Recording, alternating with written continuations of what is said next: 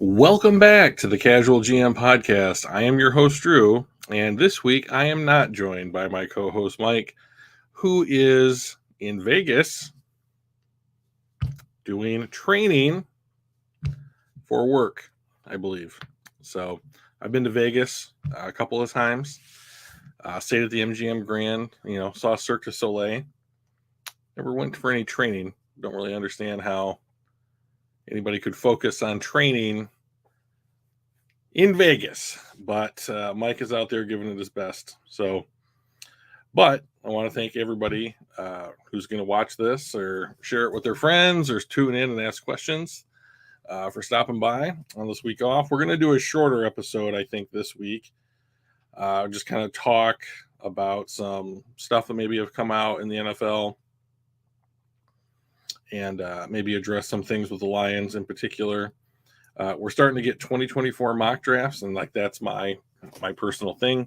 I love the mock draft, so I'm probably going to talk a little bit about the Lions and what their people are starting to think might be, targets for the Lions in the draft. And I will say that that's a little bit more difficult to predict this year because of last year, and the kind of surprise that I would say the Lions threw us in the 2023 draft. So, but who knows? We'll have some fun with it.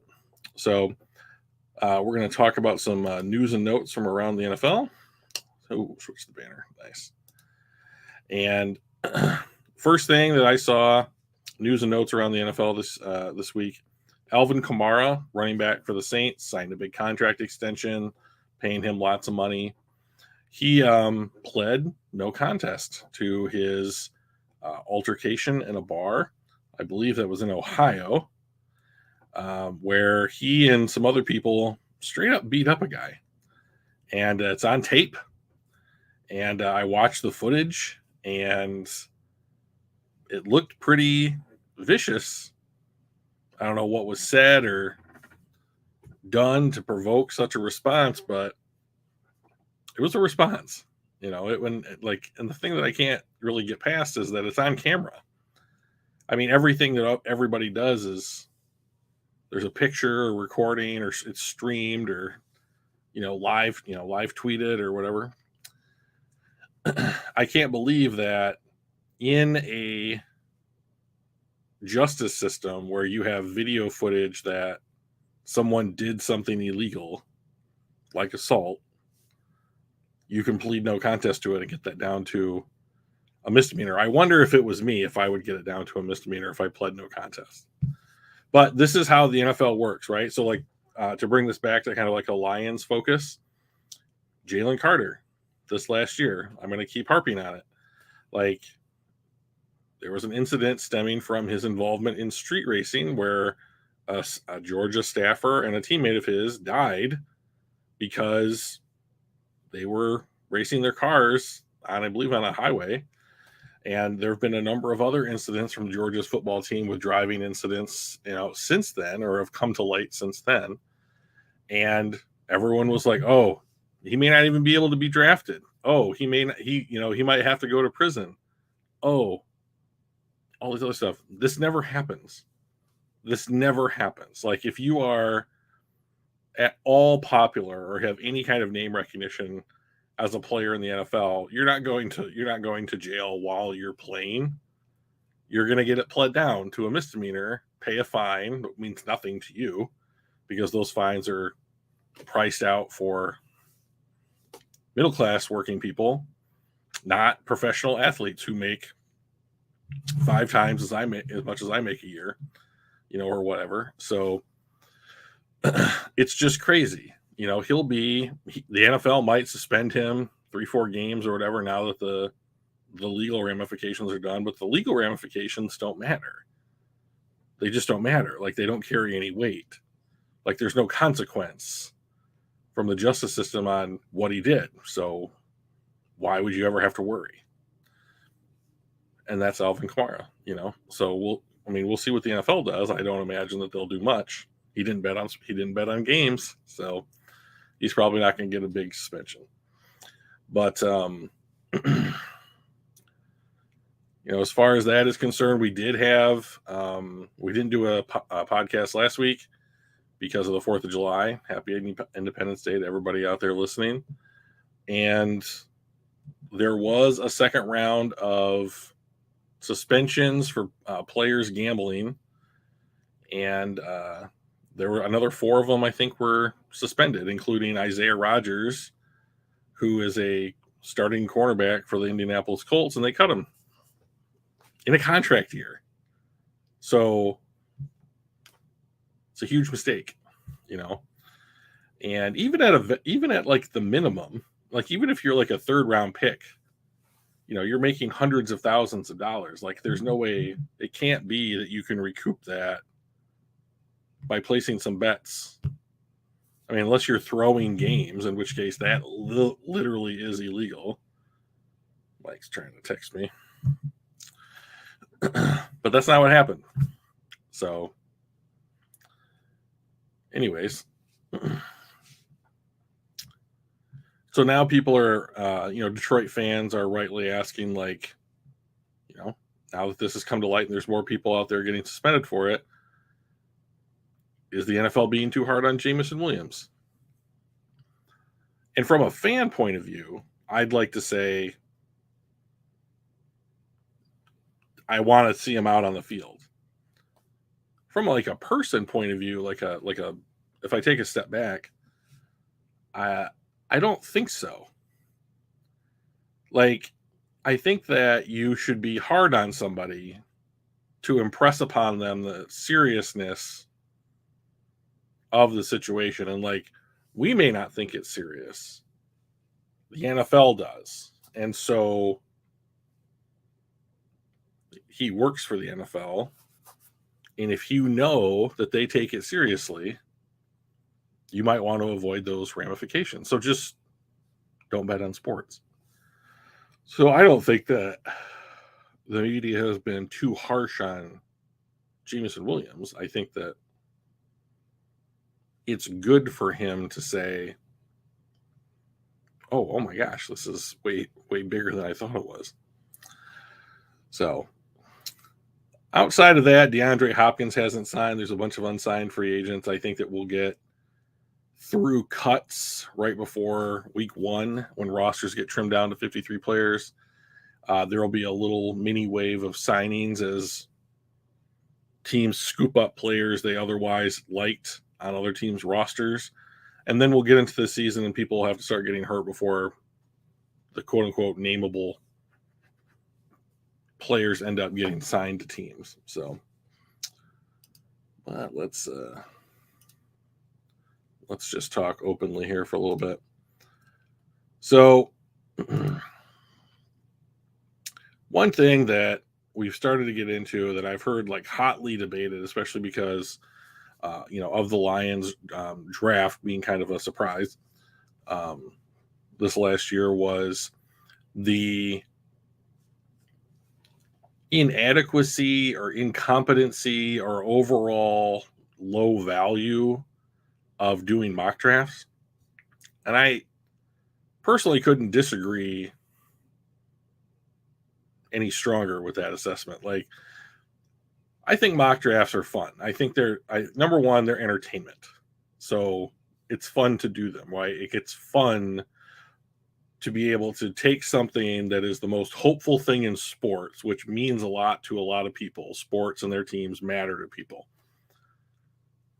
And the most hopeful time of year is the draft, because you're getting to add new players who could be anything. They could be busts. They could be quality players. They might be the best player in the league in a couple of years. We don't know. That's the fun of it. And it gives people hope. It gives people a reason to be positive about what their team might accomplish. I see value in that, just as like a part of the fan experience for watching football. Now, I think what people harp on a little bit is the inaccuracy of people like me who come up with a mock draft and trying to guess and then like criticize moves that were or were not made that don't align with our guess, right? So, like, for example, if I think, hey, the Lions should have stuck at 6 and drafted Jalen Carter, that's not what happened. I'm critical of it because that's what I guessed what would happen. Well, okay, so I was wrong. Therefore, my guess now having been shown to be wrong, like most people's guesses are, was never right to do in the first place because it ended up to be wrong. Well, it's a guess. I'm not the one making the decision. It's fun to guess. Like that's what a bet is, right?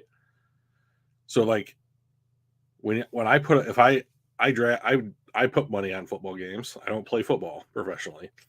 So like, if I put $20 on the Lions to beat the Chiefs in week 1, and I'm wrong, the consequence is that I lose $20. But maybe if I'm right, I'll win $200. Who knows? And it's the same kind of thing with the draft. Like you're putting a bet on these players to work out to be good professional members of your team. And so I would, especially like in the top 10, take a chance on somebody that I think could be special. And if you're wrong, okay. I mean, like there's 32 people on earth that make those choices as far as NFL teams and their first round picks or any picks. So I think it's strange to say, well, you don't know what the hell you're talking about. You got the pick wrong. Okay. Does every baseball player who bats, do they all suck because they bat less than 50% and they can't get on base more than 50% of the time? I don't think so. It's about how often you are right in relation to everybody else. And like there's no consequence if I do a mock draft and am wrong. Maybe I look a little silly, but I had fun doing it. No one gets hurt by it.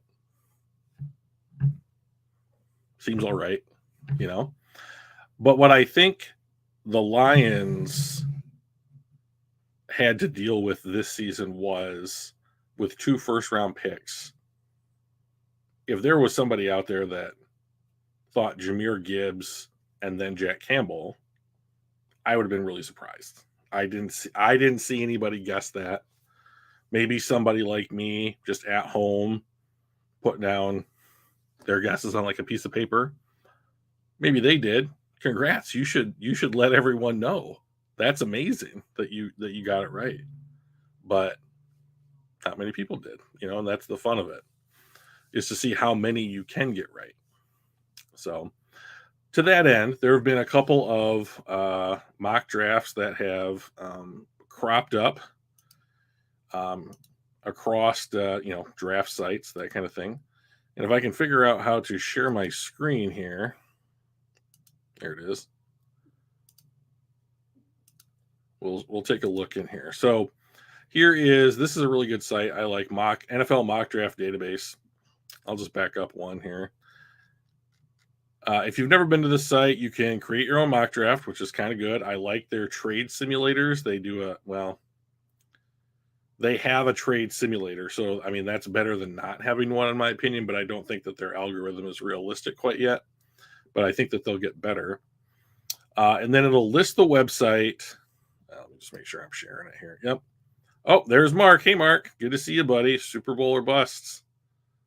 Your catchphrase. You should get shirts. You should get a shirt made and then post a picture of that in the chat. That'd be kind of cool. But like, I don't know if Mark likes mock drafts. I would hope so. But here at NFL mockdraftdatabase.com, you can get the website that the mock draft is from, and then just like a little snippet at the beginning, and then you can click on view mock and you can get the whole thing. Now, I know that ESPN put up one, but I think it's behind a paywall, so it can't be publicly shown here, because I think that counts as like some version of theft. But Tankathon is another good site that covers all the 4 major U.S. sports. And so they run year-round like mock draft projections. They track records, and it's just a really solid site. So we're taking a look here at what they've got for the 2024 class. Holy shitballs, we're doing next year's mock draft. I know, right? So, yeah, we don't. There's not much to talk about right now, right? I mean, if you've got something that you want to talk about, Mark, you let me know, okay? And we'll have a conversation. But until then, I just want to talk about and get kind of learning some of these prospects. And that's another thing that like mock drafts I think are quite good for is learning who's going to be available potentially in this upcoming class. There's always the guys that could come out last year that went back to school, guys like Bo Nix from Oregon, the quarterback. Olawamaya Fashanu from Penn State, offensive tackle. He was considered to be a top 10 pick at one point in the offseason and decided to go back, kind of surprisingly. So it's good to remember that these are the guys in the class. So right off the bat, we've got so many ads. Oh my gosh.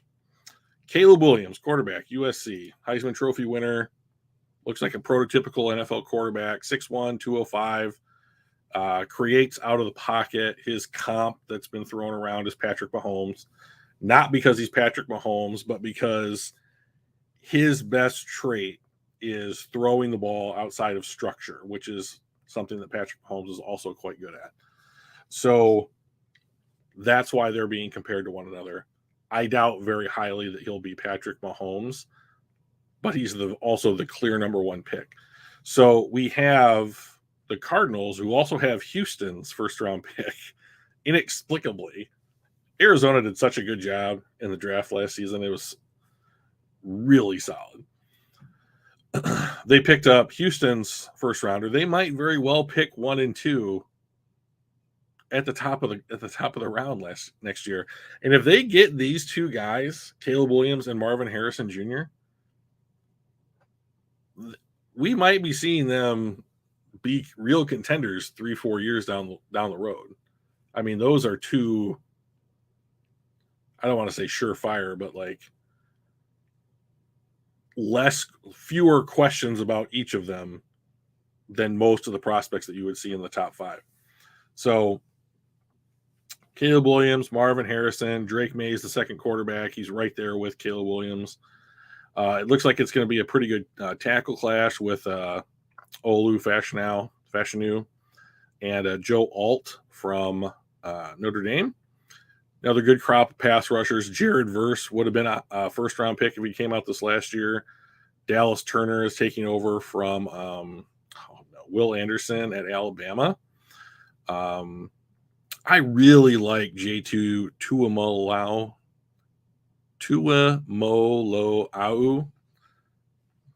I find Hawaiian names to be extremely difficult to pronounce. But JT from Ohio State, I liked him a lot. He's a very interesting player. But let me go back over here real quick. And there's up and down the board. There's some cool names that we might want to pay attention to. But here at 21, we have Jerzon Newton, defensive tackle from Illinois. First of all, if you're picking at 21, you made the playoffs.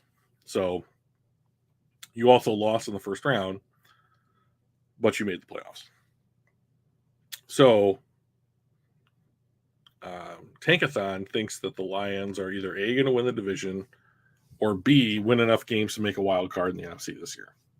Neat. That's kind of where I hope they end up too. Jerzon Newton at 21 would take the sting out of not drafting Jalen Carter for me pretty much right out of the picture. I don't know that he's Jalen Carter, but like I think that he's going to be a competent NFL defensive tackle. And I know we just drafted Broderick Martin, and McNeil's going to move over. We're waiting to see about Levi Nwazurike's health. And there's going to be a rotation of guys that can play on the inside as well. Everybody from Hutch to Kaminsky to Pascal to who knows who they're going to keep on the roster. But there's going to be a rotation of guys. But I still think you want one guy to pencil in as the starter every week if he's healthy. So, Detroit no longer has any of the assets from the Matthew Stafford trade. So it would behoove us, I think, to take just a solid, if this is baseball, like a double kind of a player, and I think that Jerzon Newton is probably that. He had a great year last year on a tough Illinois defense.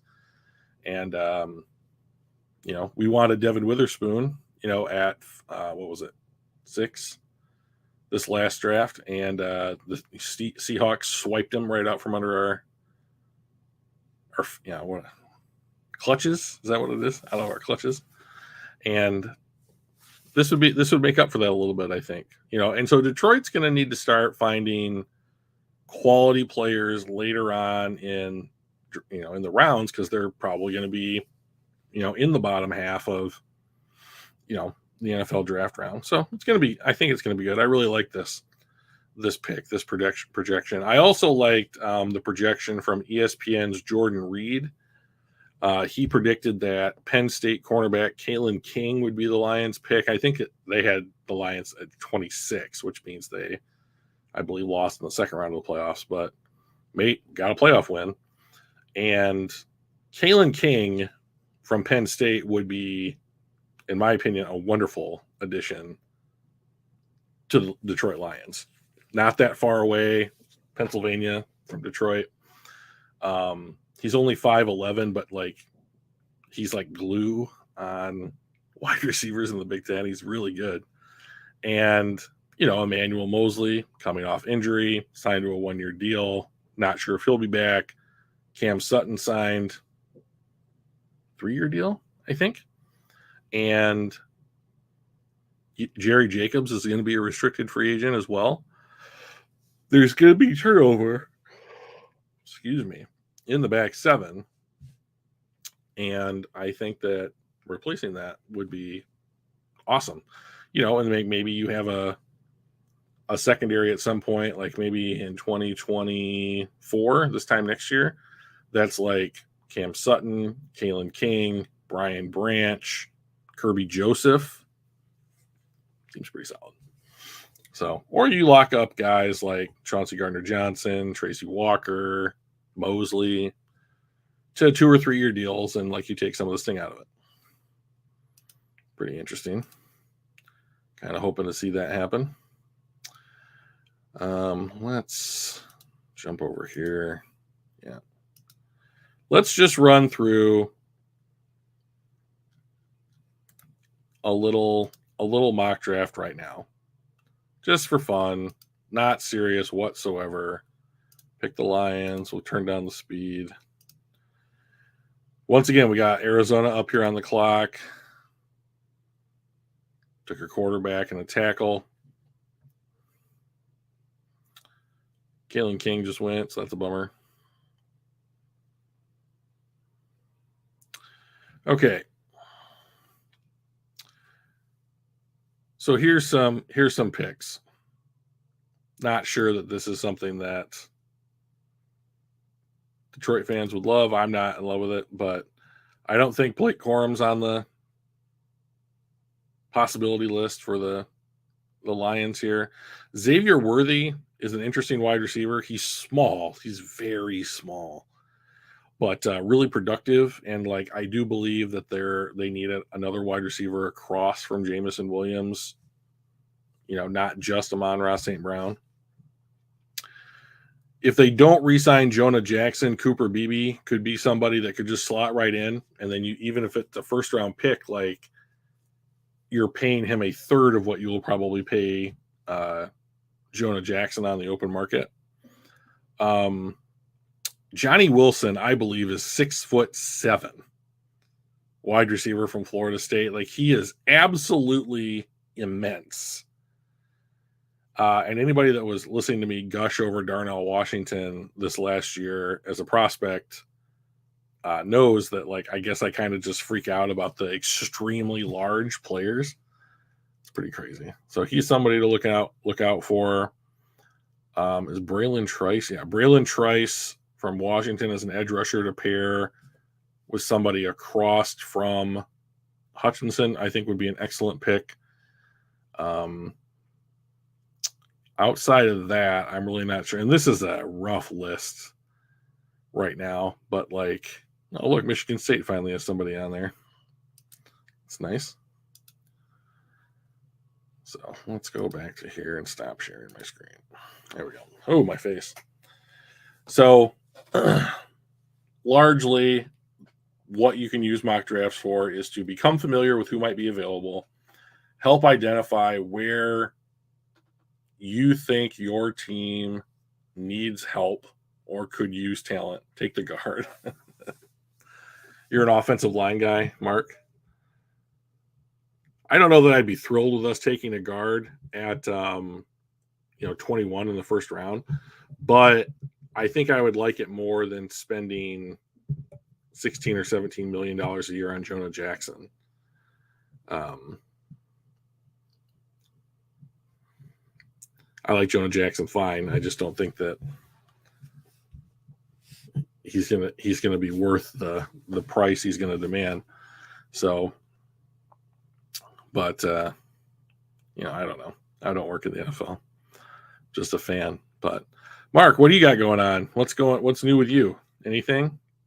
Just enjoying your summer? See if I can get Mark to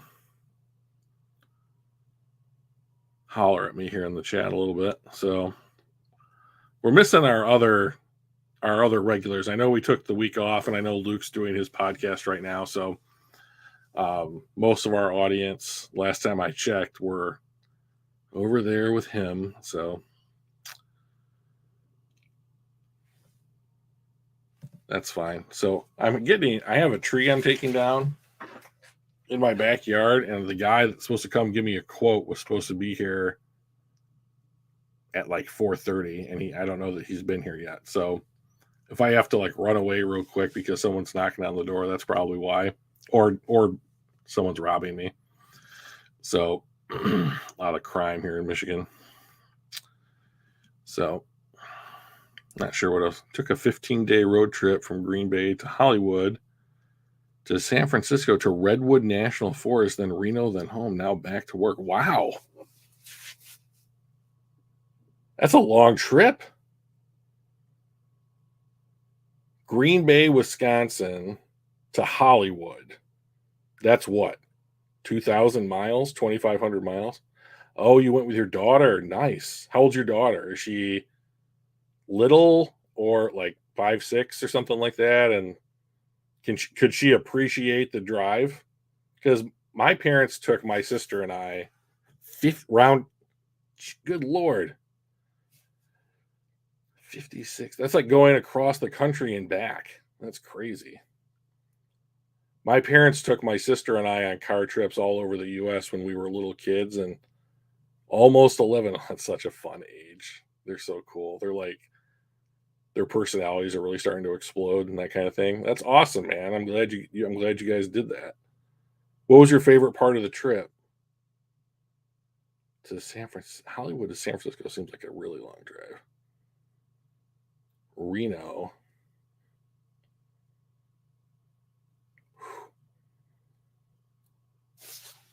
You went 5,600 miles in 15 days?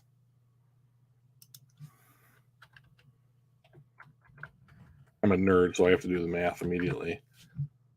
300 miles a day. So that's like me driving to Chicago every day for 2 weeks. It's a lot. It's a lot of days. How long did you guys stay in the car on a given day? Or are you one of those like, we're just going to push through 24 hours, we'll make it? Or were you like, we're going to go 10 hours, get a hotel room, another 10, get a hotel room, that type of thing? Because my parents were like, took a ship around Golden Gate. Oh, that's fun. I'm not sure how the Giants are doing this year, but like the Padres have gotten a ton of press. And I don't know if what's his name? Tatis. I don't know if he's back from his suspension yet. But, he's somebody that would be fun to watch. And they have Machado, and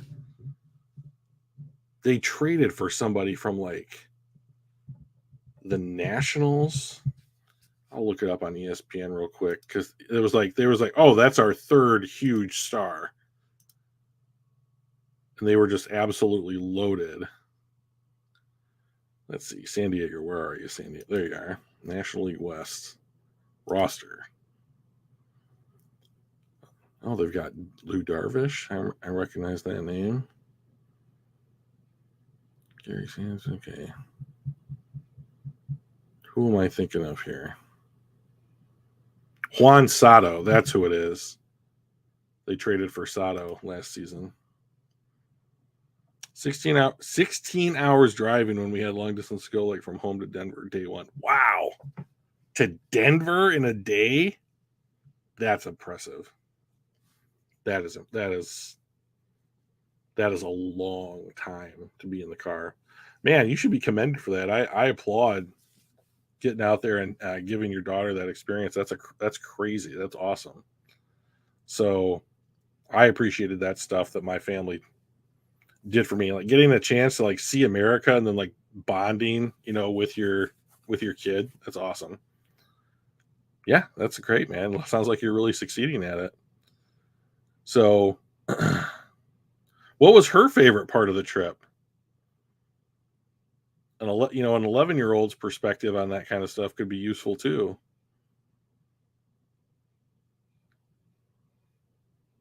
I guess, what would an 11-year-old girl find fun about the places? Hollywood sign? Redwood Forest? Do you guys do Fisherman's Wharf in San Francisco? Oh, you guys hit up Disneyland? Quality decision. Wow, you guys really did the tourist experience, huh? So, okay, so Denver. This what you said? What here? Green Bay to Hollywood. To San Francisco National Forest, then Reno, then home. So you also did Disneyland, and you said you went took a ship around Golden Gate Bridge. That's pretty crazy. You guys see Alcatraz? I don't know where Alcatraz is in relation to Golden Gate Bridge, but I thought they were close. I hear that's just a tourist thing now. It's not. It's no longer a jail. But is the Golden Gate Bridge the longest suspension bridge in the country? Because I know we have the Mackinac Bridge went right around Alcatraz. That's so cool. That's cool, man.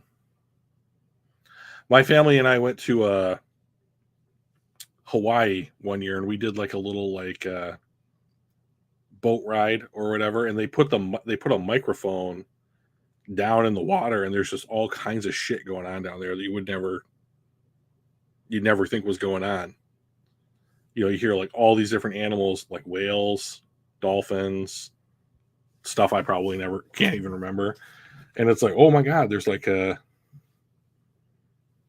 community or whatever, stuff going on down there. It's a lot louder than you would think, but like, I've never been around Alcatraz. That's pretty cool. Yeah, I can understand why Disneyland would. Does she have like a favorite like character at Disneyland? Were there Star Wars people there, or is she like a fairy princess kind of 11-year-old? Like she like, Belle and Jasmine. Who are some of the newer ones? I'm thinking about people that were my age, my Disney movies. Ariel is a super popular one.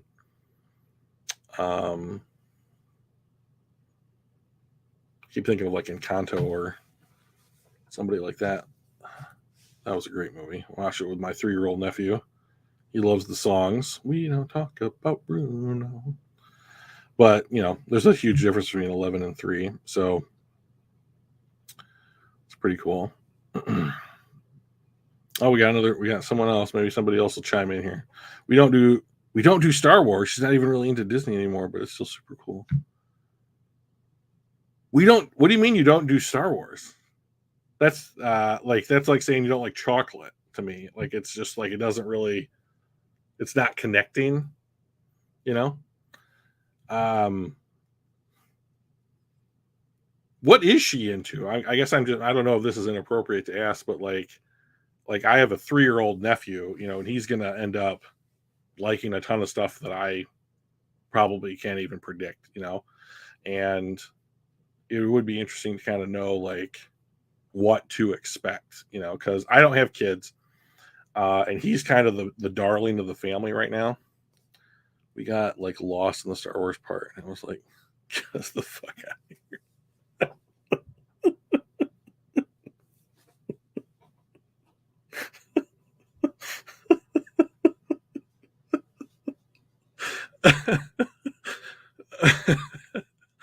Oh man, I've had those experiences where okay, I've had those experiences where like, especially like in college, like you'd go to a party and then you'd go to like another party and you go to like another party, and then all of a sudden you look up and you're like, I don't know where any of the people I came to this thing with are here. Where am I? What is happening right now? Dance and singing Hollywood. We spent 2 days. Oh, that's cool. Oh, dancing and singing. Two things I wish I was better at, in all honesty. I took a ballroom dancing class for like a year with a friend of mine, and it was a lot of fun. You can learn jazz, waltz, tap, not tap, swing is what I'm thinking of. And then all the Latin dances, tango, mamba, cha-cha, merengue. A lot of fun. I was terrible at it. I have no flexibility at any point in my body. When God designed me, he designed me like a pillar. There's no give.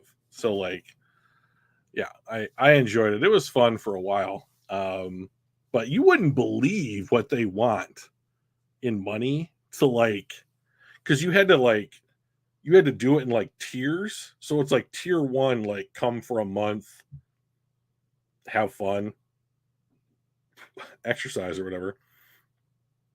Tier two, like they described as like the high school education of like dancing. Okay, so like you'd learn all the steps and like how you're supposed to count time and that kind of stuff. But then like tier three, which is when I got out, was like um we're gonna give you like a doctorate in dance and like you learn how to like do the rhythms and like how you are supposed to lead and all that kind of stuff. And like it got really technical. And I was like, I just want to do part two again. I was just having a lot of fun with part two. And then my dance instructor, who was like super good, because they pair you up like men and women, makes sense. She was really good at like making it so like I could understand what the hell I was supposed to do because they learned both roles. So that's fun. I don't imagine that your 11-year-old daughter is into ballroom dancing, but like my sister, when we were kids, she did like ballet and jazz and like some kind of fusion. I don't remember what it was, but it was a lot. She really enjoyed it. So that's pretty good. We have strayed from the topic of football quite far, but I'm enjoying the conversation nonetheless. And it's the off season. There's nothing really to talk about, so we might as well get to know each other a little bit. I think. So, well, that's cool, man. I'm glad you guys got a chance to do that. Is that the first time you guys have gone on a trip like that, or is this like a semi-annual type of thing for you guys? Because it's pretty awesome. What do you do, Mark? If I can ask, like, I'm a credit analyst at a bank. I'm not going to tell you which bank, but um, it's always kind of fun to learn, the people that you interact with a little bit. And if there's anybody else in the chat that wants to pipe in, please, if you've got a question or want to just chime into this conversation, like feel free. We're going to be on for a couple more minutes. So not sure. I wish they would tell you who's watching, but they don't.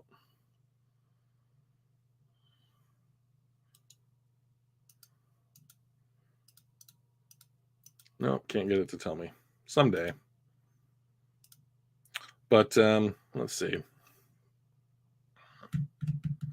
What else do we have going around the NFL? What else? Anything you guys want to talk about? I don't think that I don't think the Lions need to do anything drastic. Like I keep hearing ideas that like, oh, they'll trade for like you have a flooring installation business. Oh, you went to Florida. Wow. Hollywood, Florida, and New York inside of a 5-year window is that's a big commitment. A flooring installation business. So I'm about the least technical person or least handy person you could ever hope to meet. Like I always try and get a professional, like a flooring guy, to like come and take a look at the problem. And I always super appreciate it when they show up and fix the problem. So that's always great. Um, I'm getting a tree taken down in my backyard because one of the branches fell out of it last spring and hit my house. I had to get a whole new roof. And then over the 4th of July weekend, another branch came down, and I'm like, okay, this thing's going of its own accord in slow motion. I'm gonna hurry this up a little bit. But like in my house, which was built in the 50s, my area of the house with the washer and dryer, water heater, furnace, water softener, fuse box, all that stuff. Like the floor is just, they've never done anything, and they've never put like carpeting or like any kind of like laminate or anything tile down on it. It's just boards, and they put like carpet strips over the top of it. Oh my God, dude. Let me take you on the saga that is the tree removal industry for me. So we had the ice storm come through in March, right? And it just decimated everything. And you could see it happening. It was insane. So I go to bed and I'm like, everything's going to be fine. Nothing's going to go bad. Crack, thud, tree, 25-foot tree branch lands on my roof, pokes through in a couple of spots. So I start, it's winter. There's fucking snow on my roof. Like I don't want the moisture getting into my attic where I have blown in insulation. Oh, Mike finally made it in from his training in Vegas. Hi, Mike. So I had to call around to a bunch of tree removal people like real quick and say emergency, emergency, like everybody says, right? Because we all need our problems fixed immediately. But like I couldn't have water getting into my insulation and then molding. Like that's just death. So I called this guy. I called a bunch of people, and one guy said, "Yeah, I can come out and do it right now." And I was like, "Cool, just get the thing off my roof." Oh, you're in Sacramento, not Vegas. As they say, Sacramento is the Vegas of California. So the guy comes out, and he and I had talked on the phone. So this is why and you probably know way better than I do, Mark, but like he and I talked on the phone, and I was like, yeah, get the tree off my roof, cut it up, take that shit away. You know what he charged me? $9,800. 98, almost $10,000. Now, it wasn't an entire tree, it was a branch. Did it do damage? Yeah. Did it do a lot of damage? No. But he charged me $1,000 for the cleanup, cutting up and taking away the branch. And then 8,800 because it was an emergency, and that's it. And he brought the crew out with all their equipment. They were done in 2 hours, and they charged me $10,000. Now, I didn't pay them $10,000 because that's fucking stupid. When I got the quote, I read it, and I was sitting down, and I said, I can't, I don't have it. I don't have it. And so then the insurance adjuster came out and said, he took a look at the roof, the damage, the branch. I showed him pictures.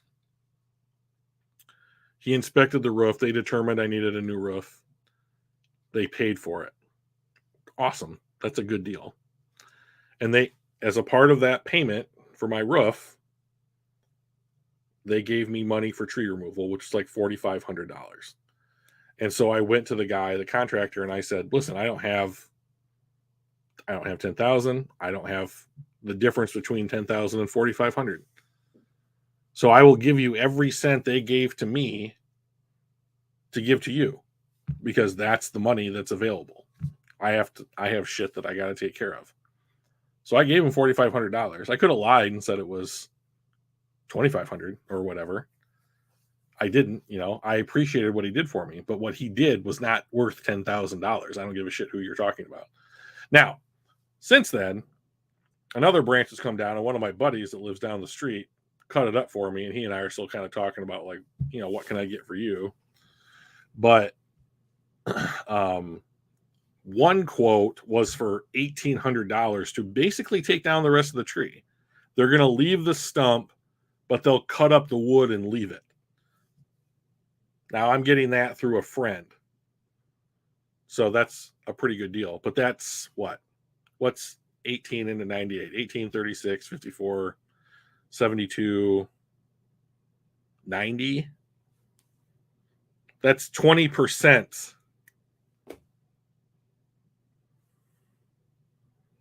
You'll rent me a chainsaw? You better operate that son of a bitch for $500. So, $1,800 is 20% of what the other guy charged me. And this guy's now I have no idea when he's going to do it, because I haven't gotten that. I haven't scheduled it. I haven't accepted the quote. And I had a guy come out today before the podcast to get a competing quote, but I can't believe he's going to quote me less than deal, he says.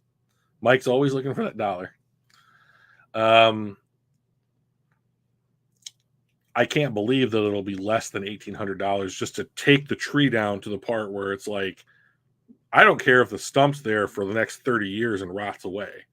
I don't care. I'll probably die in this house. But like, I do not want the tree branches to fall and hit my house or my neighbor's house. So $1,800 is the price to beat. Now that's kind of in line with what like other people who have had to go through this kind of thing have told me they were quoted, but that was also mostly pre-pandemic. And since the pandemic, everything has shot up, to like, I can't really afford that. Like, I had to take out a home equity line of credit on my house to be able to pay whomever quote I accept. Mike, it's all taken care of. Alan cut it up for me. So it's all done. But there's going to be a lot more wood. So like, if you need any firewood, I'm sure I can set you up with some of it. But yeah, so Mark, I have a huge tree. It's between 2 and 3 stories tall, and there's probably 6 or 7 significant branches, like the one that hit my roof in the spring and the one that came down over 4th of July, that they're going to have to take down bit by bit or however they do it, and like,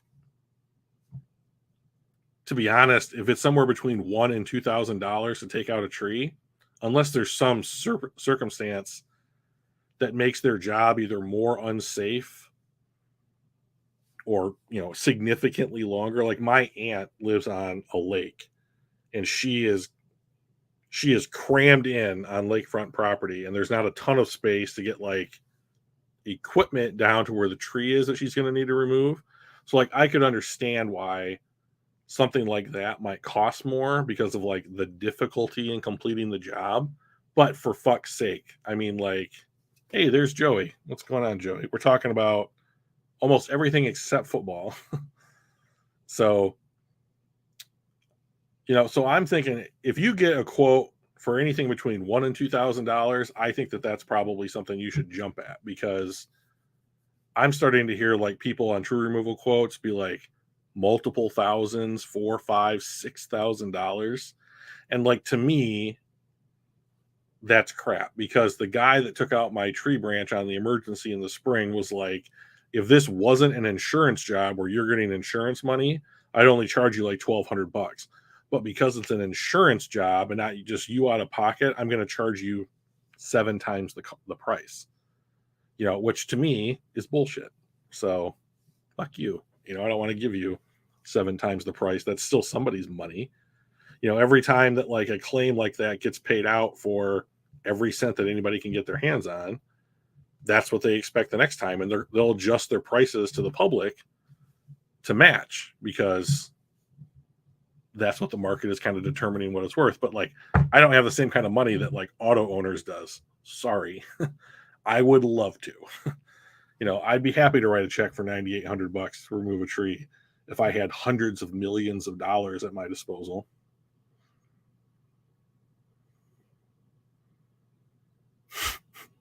Poor Mike. So I think that the Lions should sign DeAndre Hopkins. I've said this on the podcast before. It sounds like the holdup with him is that he really wants to get paid like he's hot shit still. And like, I think that at this point of your career, like you need to be considering yourself as somebody who's like, if I can get a 3-year, $12 million deal somewhere, like that's a win because I'm still making money. But like, I don't know what kind of like per year number he's been asking of teams, but New England and Tennessee are about the only teams that brought him in for visits.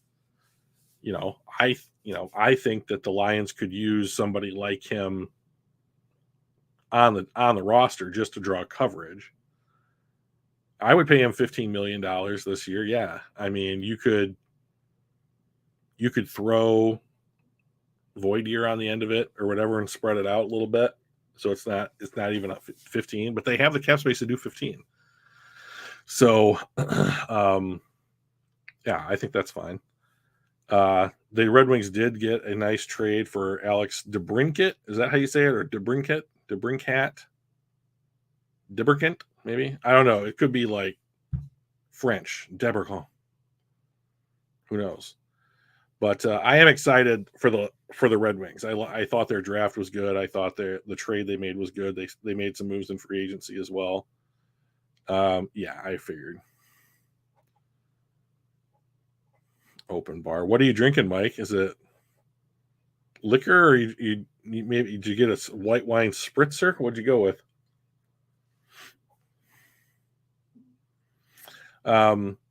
I've been hearing that the Lions might be interested in trading for a defensive tackle. You hear rumors that Aaron Donald could potentially be available depending on how they start the season. What's the guy from Indianapolis? He used to play for the Niners. Ferguson? Coors Light? Jesus, Mike. So water. I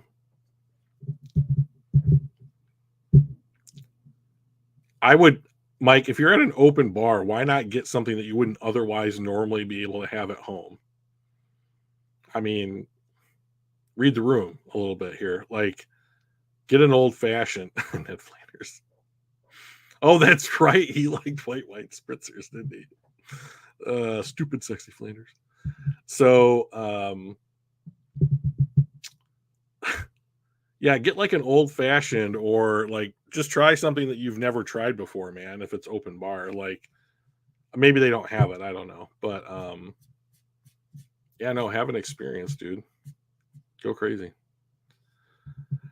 Yeah, so I've heard like they might trade for like DeBrickashaw, Ferguson, not a white wine guy, so silver bullets. Okay. It's a step down. It's a big step down. It's like a surprise, like when you take a step and it's like, oh, that's further than I thought. That's the distance we're talking. So, and while I think that upgrading the interior of the defensive line is something special, I don't want to make in-season trades unless I can get a deal on the player for some reason. So I don't like those ideas,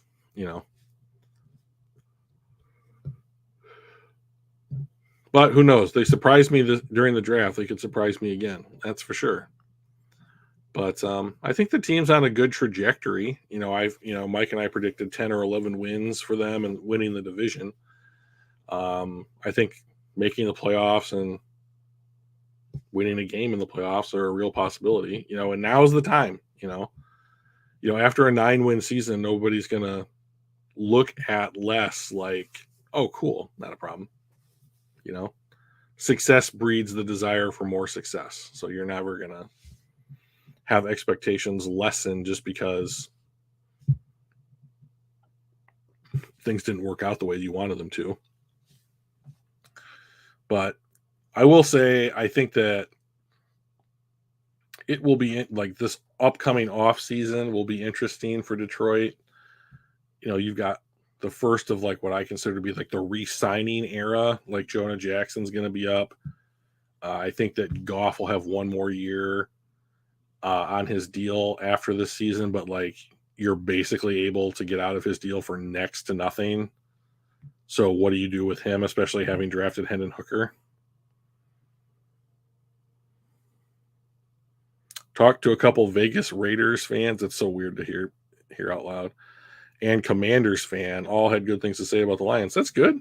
That's what you want, right? Like that's what we're hoping. Like when we talked about like the branding and like the exposure that the team has had through Hard Knocks, like through NFL media, like that's what you want, right? Like you want people and other fan bases to A, know who you are, and B, have an opinion of you that's kind of like, well, I guess I could go out to this, white wine spritzer party that Mike's putting on, or I could stay home and watch the Lions game after I got done with the, Raiders versus Commanders. So like, oh, I'm just probably going to stay in and watch the Lions. Like they're fun, why not? I don't get a chance to watch the Lions much. That's what you want, right? And like, this is how mid-market franchises like Detroit have to build national talking points.